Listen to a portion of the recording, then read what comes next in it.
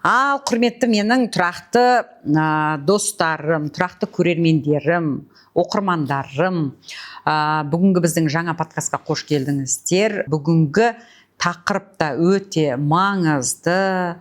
Әсіресе бір өзінің сүйікті ісін бастай алмай жүрген кісілер үшін, жаңа өмір бастауды кеш деп санайтын кісілер үшін өте маңызды. Сондықтан экраннан алыстамаңыздар. Біздің подкастты көрген кезде міндетті түрде бөлісіңіздер, төменде комментарий жазыңыздар. Біздің аудиторияның көп болғаны баршамыз үшін пайдалы деп ойлаймын. Енді мені танымайтын кісілер болса, алдыңғы подкасттарымды көріп шықсаңыздар болады. Мына қолымда тұрған кітаптардың авторымын. Ойыңды өзгертіп, өміріңді өзгерт кітабы. Бұның ішінде бүгінгі таңға дейін тоқтамай хит болып сатылып келе жатқан кітаптардың бірі.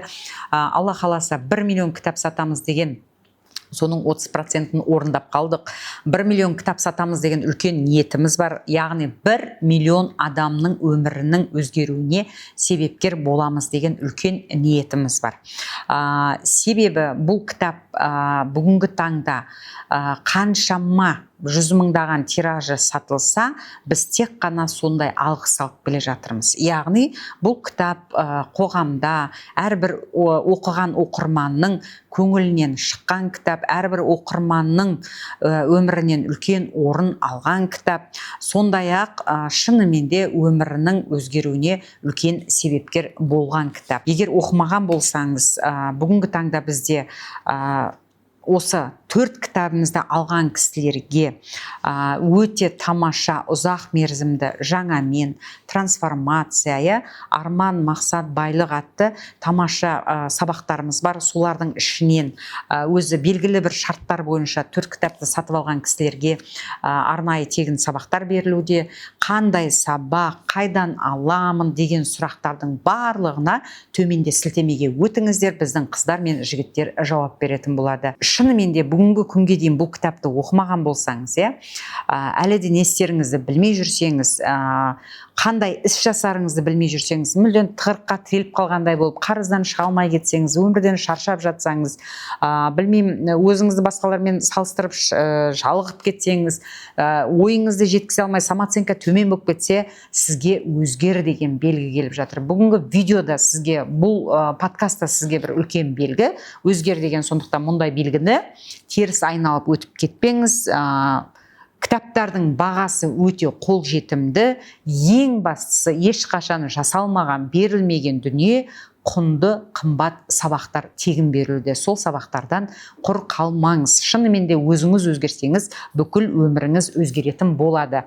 Ендеше бүгінгі тақырыбымыз біздің достар. Айтатын әңгімеміз бұл қазақ қоғамында, қазақ қыз келіншектерінің алдыға жылжуына, болмаса бір жетістікке жетуіне үнемі кедергі келтіріп отыратын белгілі бір дүниелер бар. Яғни ол қандай нәрсе? Қазақ әйелін жалпы былай алайықшы, өшіретін бір шектеу, ойдағы шектеулер бар. Соның бір 5-6-ауына тоқталайық. Енді баршаңыз білесіздер, ең бірінші не ол? Ұят болады деген нәрсе. Бұның қазір әрқайсысына менің өзімнің көз қарасымменен жалпы осы қазақ қоғамында 5 бала тәрбиелеп отырған сондай бір бақытты ана ретінде өз көзқарасымен айтып көретін. Ұят болады деген нәрсе құртады. Одан кейін барып достар, өзгеруге, қандай да бір кәсіпті бастауға, сүйікті ісіңмен айналысуға, бір жаңа дүние жасауға кеш қалдым, жасым кеп қалды деген осы дұрыс емес нәрсе. Маған кім қарайды? Маған кім сенеді? Мен туралы не айтады? Ел не дейді деген нәрсе бар. Өмірі артқа тартып отыратын. Содан кейін барып не дейді? Біздікі болды ғой, ендігі бала шағаға. Барлығын ісіріп қойып, өзін ісіріп қойып та бала шаға үшін өмір сүру. Балалар ішсін, балалар жесін, балалар жасасын. Енді осы нәрсені, осы айтып отырған дүниелерді сіздерге жік-жігіменен мен өзім қалай өзгерттім, ол нәрселерге қалай қараймын, міне осыған тоқтала кетейін. Жаңа бірінші айтып кеткен ұят болады деген нәрсе бар.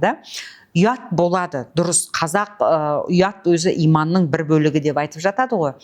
Ұят болады, дұрыс. Қай уақытта ұят болады? Егер мен жасым 40-тан асқанда көшеге шешініп шығып ерсі қылық жасасам, бір білмеймін, бір дұрыс емес, өте бір ашық шашық, мынандай қысқа, өзім келін алып отырған кезде мынандай қысқа киіп, былапыт сөздерді айтып, еркіндік деген осы екен, психология деген осы екен деп, менің шекарама ешкім өтпесін, бұл менің қақым, мен өзім білемін деген нәрсеге салып, қалай болса солай жаңағыдай ашық шашық, жалаңаш, ерсі сөздер айтып, ұятсыз, боқтау, орысша, қазақша сондайда отырсам, ол действительно ұят болады. Енді мен 33 жасымда психологияға келіппін. Сөйтіп 36 жасымда кітап жазам деп шешім қабылдадым ғой, Кітап жазамын деп шешім қабылдадым. Сөйтіп кітап жазамын деген кезде, егер мен ұят болады деген бірінші тұрды менде. Өмірің мынандай быт-шыт шығып жатыр, не кітап жазасың сен деген сияқты. Бірінші ұят болады деген нәрсе тұрды. Жыныма үйдегілер не деп айтады? Ел не деп айтады? Кім оқиды сенің кітабыңды? Деген сияқты сөздер бірінші ой, сол ой бірінші келеді. Келген кезде фук кетіп, былай өзімше кітап жазам деп ұшып бара жатсам, ол келген ондай ойлар келгенде бұрқ етіп диванның астына кіріп кететін деңгейде боласың. Менің арманым, менің өмірдегі бір сүйікті ісім деп айтайын, бүгінгі таңда сүйікті ісім не? Мен ассоциация бұл кітап. Кітапты көп оқитын адаммын, кітапты көп сататын адаммын, кітап жазатын адаммын. Бұл менің өмірімдегі бір мағыналы тұсының біреуі осы кітаппен байланысты. Біраз уақыт кітап оқымай қалсам, бүйтіп қараймын да ешкімді көргім келмей тұрады, аламда бір кітапты кетіп барып, бір құмарым қанып, рахаттанып оқып келуім керек та, вау деп келем. Болмаса бір жазатын дүниелерің болады, жазып алмасаң, біраз жүріп қаласың да ішіңді бітіп жатады, шығарып жазып алуың керек та, рахаттанып қалам. Сосын отырамда кайфпен кітап сатам ғой. Любой адамның кітабын әдемілеп сата аламын. Өзімнің кітабымды махаббатпен сатқандықтан шығар, сонау 2017-те шыққан. Бүгінгі таңға дейін менде бірде-бір бизнес жоқ, қосымша табыс жоқ. 5 бала бар, келін бар, енді үлкендер бір нәрсе істеуге әрекет жасап жатыр өздерімен өздері, бірақ соның барлығының ырзық несібесін Құдай бір осы кітаппенен берекелі қылып беріп қойды, достар. Менің табысым осы кітап қана, Енді қараңыздар, осы кітапты ел не дейді, ұят болады деп, құрсын ертең бала-шаға не дейді, үйдегілер не дейді деп, кім алады деп жазбай кетсем, құрсын Қазақстанда кітап жазылмай қалмайтын еді, қалмайтын емес, әйтеуір біреу жазып шығатын еді. Психология мен жазып жатқан деп тоқтап қалмайды ғой. Мен жазғаннан кейін қаншама адам жазды, мысалы мен жазбасам да соның біреуі бірінші болып жазып шығатын еді. Сол себепті ондай жерде ұятты жинап қою керек.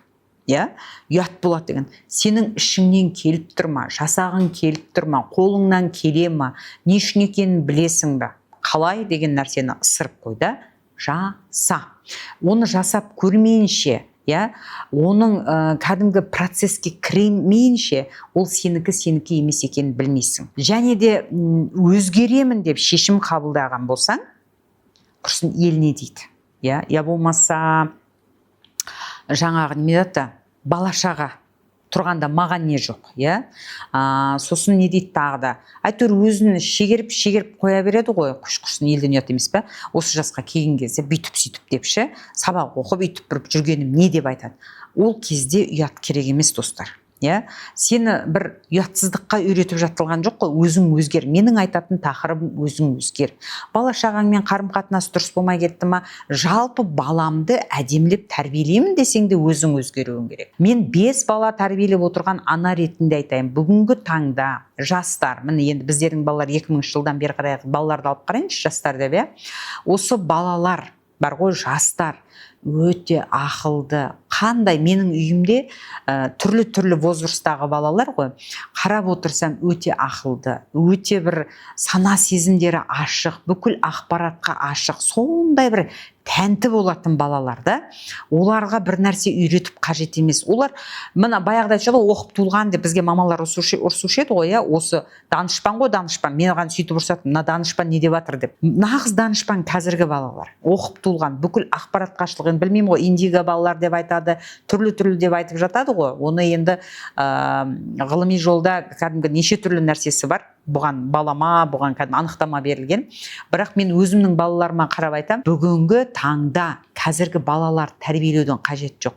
Мына біз сияқты ата-аналар өзіміз тәрбиелеуіміз керек. Осы балаларменен дұрыс тіл табысып, осы балалар дұрыс тәрбиелеу үшін өзімізді тәрбиелеуіміз керек. Мен айтайын, балаң кітап оқысын десең, сен кітап оқуың керек. Балаң дұрыс тамақтансын десең, сен дұрыс тамақтануың керек. Балам ерте тұрсын десең, өзің ерте тұруың керек.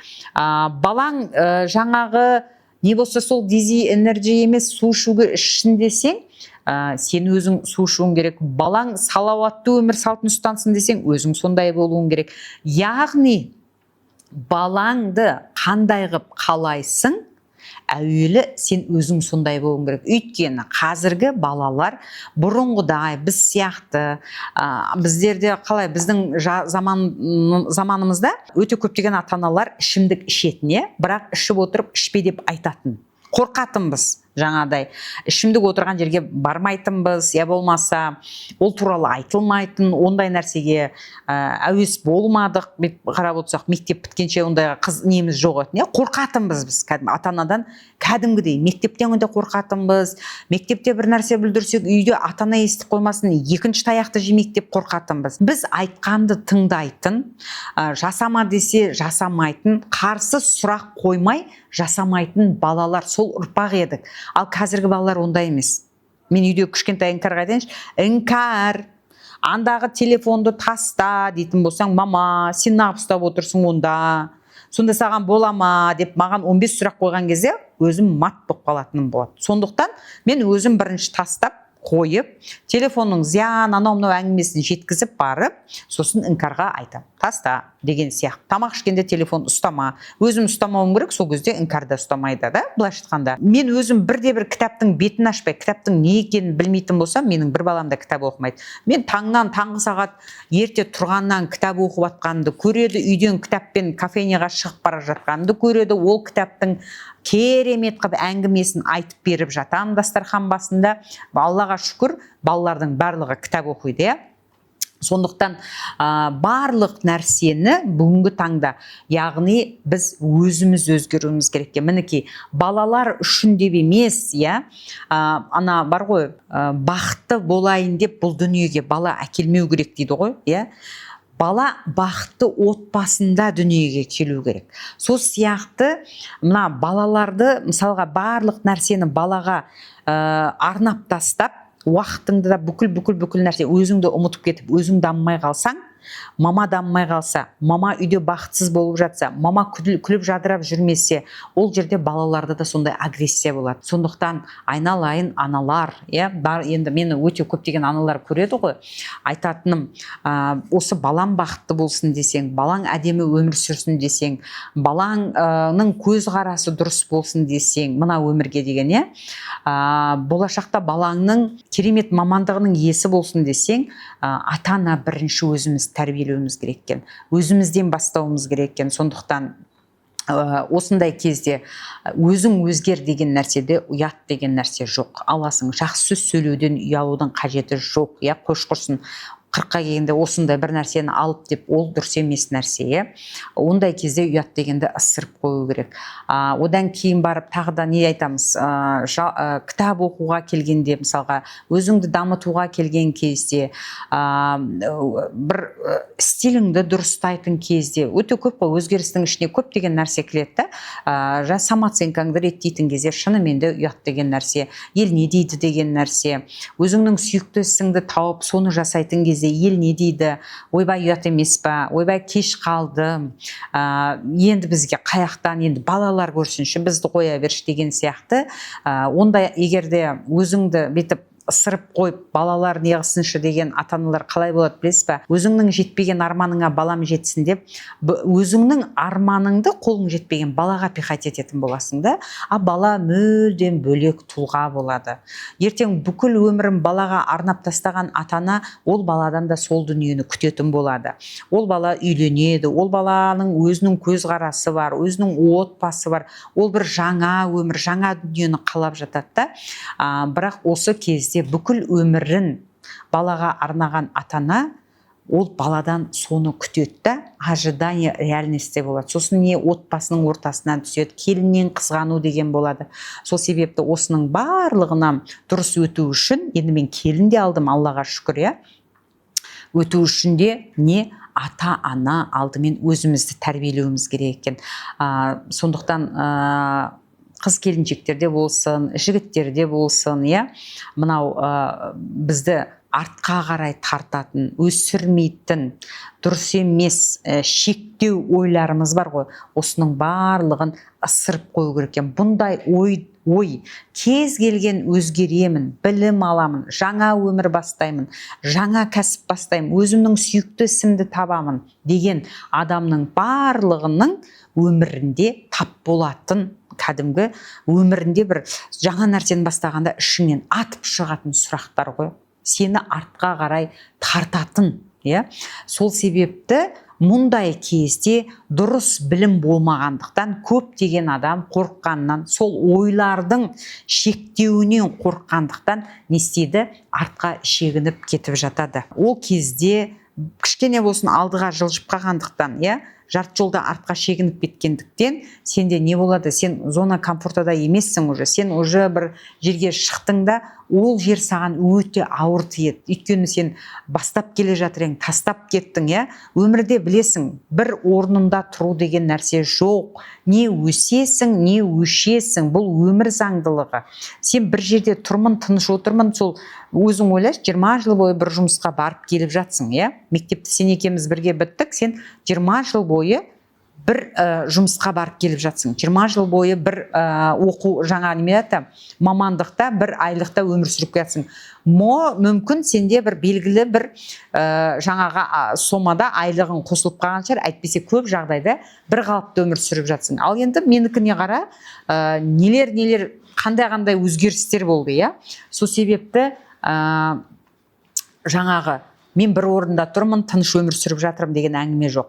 Өмір не өсесің, не өшесің, таңдау еркі сенде. Сондықтан достар, баршаңызды бүгінгі таңда айтатыным, иә, қандай жағдайда тұрсаң да, қандай тығырықта тұрсаң да, шығатын әдемі жалғыз жол бар.